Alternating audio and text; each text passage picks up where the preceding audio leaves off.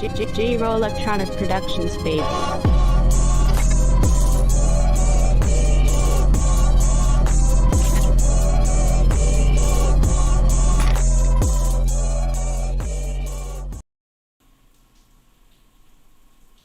Welcome. I'm JJ, the psychotherapist. Got some news we wanted to go over, but before we get started, go ahead and share this out, get this information out there, hit that like button, and sign up for our Patreon, where we got tons of exclusive content where we go over a lot of stuff. There's a great community of like-minded individuals. Also, check out the link in the description for the t-shirts. We have Let's Go Brandon t-shirts. I Will Not Comply t-shirts, all types of t-shirts that we do in-house. So whatever t-shirt you purchase is 100% support this this organization. All right, let's get into the news. Why China got away with it. It gave the world a deadly virus and took no responsibility for it, and the world shrugged it off. I got to be really, really delicate in going over this article. So you know how we are, how censorship is and stuff like that. So I'm gonna be very, very delicate in going over this article. So I have to take my time and read this. What can you say about a country that trashed the planet Earth with a deadly virus that it knew what it was doing? China has gotten away with it.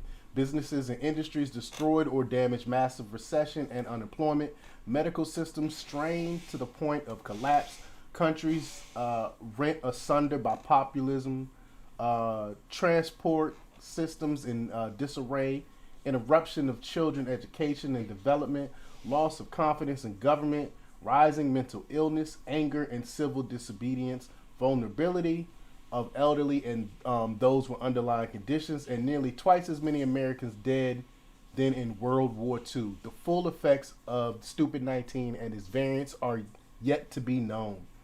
And we already feel the economic impact, of course. Mental illnesses is up. That's why for people like me, business is booming, because there's a lot of people that's having a hard time coping with all this stuff, and they're seeking therapists like myself to help them through these times. I don't think that's a good thing at all. But people like myself will try to help those that's having a hard time coping through all of this stuff. And this is by design. If you ever listen to my other channel, I talked about this in ad nauseum. For my other channel, for all the videos that got deleted, if you want to check out some of those old videos where I went over a bunch of this stuff, you can check it out on Odyssey. Just check out Democrat Republics on Odyssey, and they stored all of my old videos that they got rid of. Also, check out again the Patreon, where I go into a bunch of this stuff in detail, where I can't really talk about it here. But let's try to. I'm gonna try to be try to go into it as delicate as I can. Whether the stupid pathogen was an accidental release from the Wuhan Institute of Virology, or an act of nature via infected bats or pangolins, matters less than the cover-up of the Chinese Politburo, delayed disclosures by months, and prosecution of medical experts who tried to tell the truth. Yeah, they were locking up people that first was talking about this. We know a bunch of scientists that came over here, that told us that they knew about this, that said this was actually made in the lab. People like myself talked about this as soon as we heard about it, talked about it being created in the lab and was censored, called conspiracy theorists and stuff like that. And now the majority of people believe that this was created in a lab. Where did I leave off on? Did the Chinese Politburo think that China should be the only country to suffer, and those catastrophes should be exported and shared? The world's reaction to this monstrous act has thus far been relatively mild. Yeah, I would think it would be much more of an uproar of what's happened. I mean, basically China is the cause of this. When China knew this was, let's say that they didn't create it in a lab. Let's say this was an accident. Let's say this was natural. Let's say this was natural for sake of argument. If this was natural, how come they were still letting people leave the country when they knew this stuff was going on? They knew this virus was deadly. They knew it was contagious, and they still continued and ignored and pretended like nothing was happening. So why were they doing this? Either way, China is to blame for all this. Yes, there was some initial outrage, but it has subsided and yielded to a broad acceptance of the status quo. It is what it is, as they say. So why this? So why is this? There are certain two reasons. One, money, and fear of kinetic action. That's true, money. Let's go into the money part, because China infiltrated our schools. They infiltrated our government. They got money in everywhere in our government. Look at all you have to do is look at our government. Look at Dianne Feinstein. She had a Chinese spy being her chauffeur, her driver. I think he was a little bit more than a driver, but I'm not gonna get into that. But he had access to a bunch of her classified information and stuff like that, sending it back to China. What about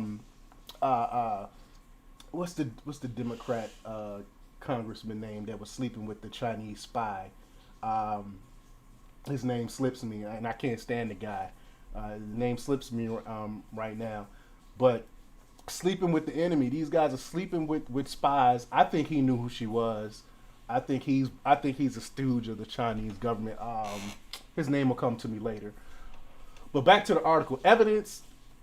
Its economic might. China now appears to rank number one in the outward foreign direct investment, which in 2020 exceeded 150 billion, according to the Hamburg-based data firm Statistica, which seems to have accepted data from China Ministry of Commerce, the National Bureau of Statistics, and the State Administration of Foreign Exchange at face value. The New York-based Training Economics appears to have accepted these statistics from the Chinese government. Other Chinese official sources report total Chinese outward FDI believed to be at historic cost, not equity, at nearly 2.6 trillion, putting China in third place. Chinese direct investment, benefit employment, and GDP in host countries. Nearly 50 billion of Chinese capital been invested in nearly 70 Belt and Road Initiative countries by 2020.